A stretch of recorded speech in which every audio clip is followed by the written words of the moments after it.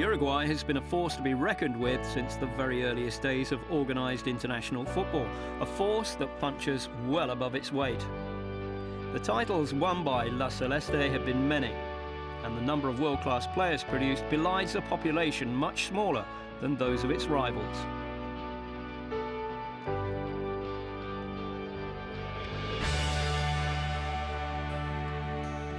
Martín, Santiago, Fabricio, Francisco, Genaro, Maxi.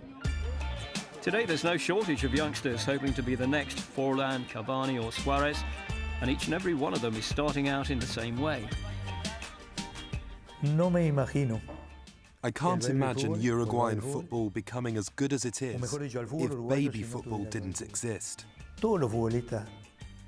Every footballer in the current team played it, as did those from all the important teams going back to the 90s and before.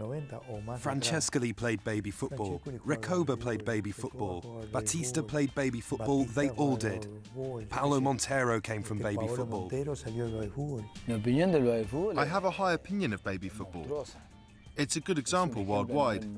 Some Japanese people came here a couple of years ago to study Uruguayan baby football, and they couldn't believe that it was played in every town, in every neighborhood, on every corner.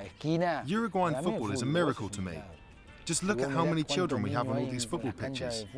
There are just 3 million of us, and yet we keep producing players like Suarez, Cavani, Forlan, and so many others, and they keep on coming. Now we have Kevin Mendes, and there'll be more. Organised football leagues for children, known here as baby football, have been around in Uruguay since the 60s. There are more than 1,200 teams today across 9 different age categories playing matches in and around Montevideo each and every weekend. Roberto Pastoriza is the president of the federation that oversees baby football leagues in the region. If you look at the percentage of boys aged between 6 and 13 years of age that participate in sport in all the different regions of Uruguay, you'll find that 85% of them play baby football. It's an impressive number for the age group of 6 to 13. It's unheard of anywhere else in the world. The majority of baby football matches are played on small pitches. It's 9-a-side for the younger categories and 7-a-side for those a bit older. Fabrizio Famero is a local coach. People always ask why Uruguayan footballers have so much success and why there are so many Uruguayan players. People talk about genes or whatever. I think what happens here in Uruguay, speaking as an anthropologist, is that there's a culture of football that a child is exposed to from birth. In this country, a child is born and may already be a paying member of a football club.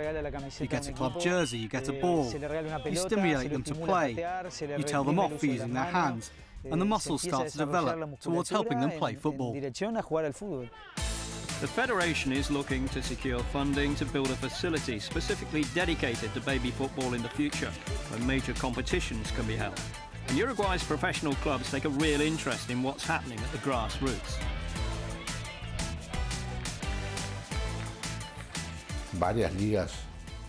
Many of these leagues are linked to professional teams, another source of their players. Many professional teams help financially, covering some of the league's expenses, especially in matters related to the representative teams. This is where you find the best players of each league. Baby football is thriving and today is better organised than ever before. It looks like the Uruguayan pipeline will remain in production for many years to come.